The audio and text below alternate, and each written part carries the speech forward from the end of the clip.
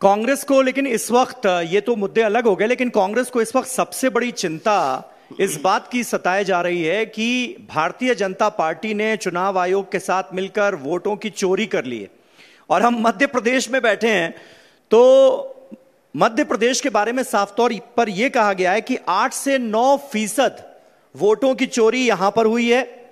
पिछले चुनाव में 16 लाख वोटर जोड़े गए थे और यही वजह रही कि 27 सीटों पर कांग्रेस पार्टी हार गई, वरना वो जीत जाते।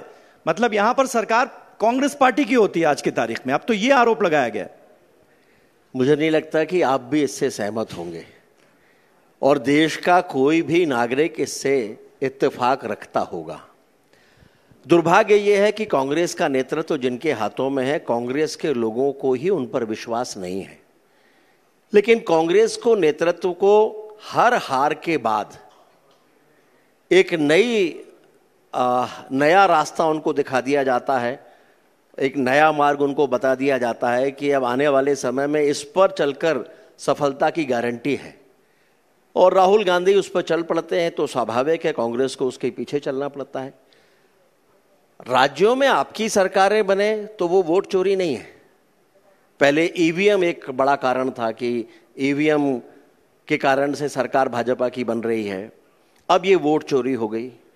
और देश में चुनाव आयोग जैसी निष्पक्ष संस्था, भारतीय जनता पार्टी भी 50 सालों तक भारतीय जनसंघ से लेकर और भारतीय जनता पार्टी तक विपक्ष में रही है, लेकिन ये स्तरहीन आरोप हमने कभी नहीं लगाए।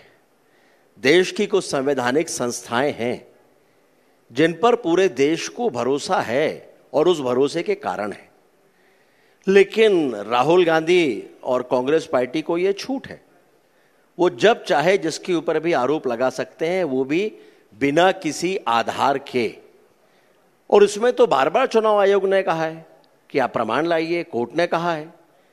लेकिन केवल आरोप लगाओ और आरोप के बाद दूसरा आरोप लगाओ, दूसरे के बाद तीसरा लगाओ, इसके अलावा उनके पास ना तो कोई प्रमाण है, ना तो पूरा पावर पॉइंट प्रेजेंटेशन लेकर मीडिया के सामने मुखातिब हुए, ढेर सारे उन्होंने सबूत पेश किए, 2-2 एपिक नंबर किन किन लोगों के हैं ये उन्होंने बताया। और उसके बाद भारतीय जनता पार्टी ने भी कांग्रेस के कुछ नेताओं का ये एपिक नंबर 2-2 जो हैं वो जारी किए। तो कांग्रेस पार्टी कह रही है कि भाई यही तो हम कह रहे हैं कि 2-2 epic number, 2-2 voter ID card चल रहे हैं, तो जो दूसरा है वो वोट कहां दे रहा है? वो बीजेपी के फेवर में वोट दे रहा है। 140 करोड़ की आबादी के देश में स्वाभाविक है कि कुछ हद तक मानवीय त्रुटियां होती हैं।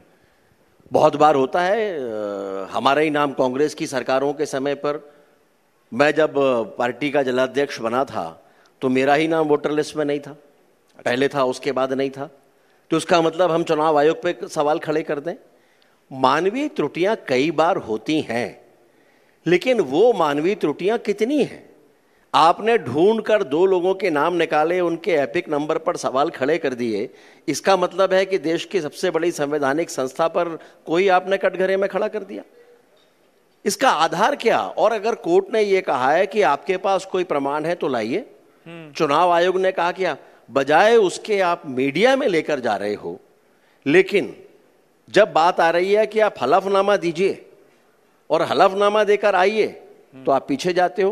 क्योंकि अगर आपने हलफनामा दिया तो इसका मतलब होगा कि अगर आप गलत कह रहे हो तो उसमें आपकी जिम्मेदारी तय होगी, तो आपको हलफनामा देकर नहीं आरोप लगाना। बतौर सांसद तो मैंने शपथ ले ली है, तो अब शपथ पत्र की क्या जरूरत? वही तो बात आ रही है कि कानून आपके हिसाब से चलेगा, संविधान आपके हिसाब से चलेगा। ऐसे तो अदालतों में गवाही देने के लिए आप खड़े होते हो तो शपथ ली जाती है, तो आप कह सकते हो कि बतौर भारत के नागरिक हमको शपथ लेने की क्या जरूरत है। और अगर कोई जनप्रतिनिधि, विधायक, सांसद है तो वो ये कह दे कि साहब हमने तो विधानसभा, लोकसभा में शपथ ली है, इसलिए अदालत के सामने नहीं लेंगे। तो आपकी सुविधा के अनुसार देश का कानून नहीं चल सकता। और देश की जनता ने इस बात को समझ लिया है। आवश्यकता है कि राहुल गांधी और कांग्रेस समझ लें। नहीं, सिर्फ राहुल गांधी और कांग्रेस तक ही सीमित नहीं है। अब अखिलेश यादव को ले लीजिए, समाजवादी पार्टी के मुखिया, उन्होंने कहा, हलफनामे का सवाल पत्रकारों ने उनसे भी पूछा तो उन्होंने कहा भाई हलफनामे तो हम कितने चुनाव आयोग में दे चुके। कुंद्र की विधानसभा वाला मामला, यूपी में भी बड़े पैमाने पर गड़बड़ी हुई है चुनाव में, ये वो आरोप लगा रहे हैं, कह रहे हैं हलफनामा दे चुके हैं, फिर भी कोई सुनवाई नहीं होती। अवसरवादियों का एक गठजोड़ जो सत्ता के बिना मछली की तरह वैसे ही तड़प रहे हैं जैसे पानी के बिना मछली तड़पती है। कांग्रेस या समाजवादी पार्टी अभी लोकसभा चुनाव में इनको जो सीटें मिली तो वो इन तमाम विसंगतियों के बाद मिल गई। उत्तर प्रदेश में समाजवादी पार्टी की बड़ी संख्या में सांसद जीतकर आ गए, तो वो कैसे जीतकर आ गए? क्या वो हलफनामा देकर ये भी बताएंगे कि उन गड़बड़ियों के कारण या उन्होंने कुछ गड़बड़ियां की इसलिए उनके सांसद जीत गए? आप संवैधानिक संस्थाओं पर इस तरह से मनगढ़ंत आरोप नहीं लगा सकते आपकी सुविधा अनुसार। देश के मीडिया ने जो सवाल किए हैं वो आप भी जानते हैं, मैंने भी देखा है, और मीडिया ने बहुत निष्पक्षता के साथ सवाल खड़े किए, उनमें से कुछ का उल्लेख आपने भी किया। अब उसके उत्तर बड़े हास्यास्पद हैं, तो वो स्वाभाविक है क्योंकि कांग्रेस के नेतृत्व को कोई गंभीरता से लेता नहीं, तो उनके उत्तर हास्यास्पद हों इससे भी कोई फर्क पड़ता नहीं।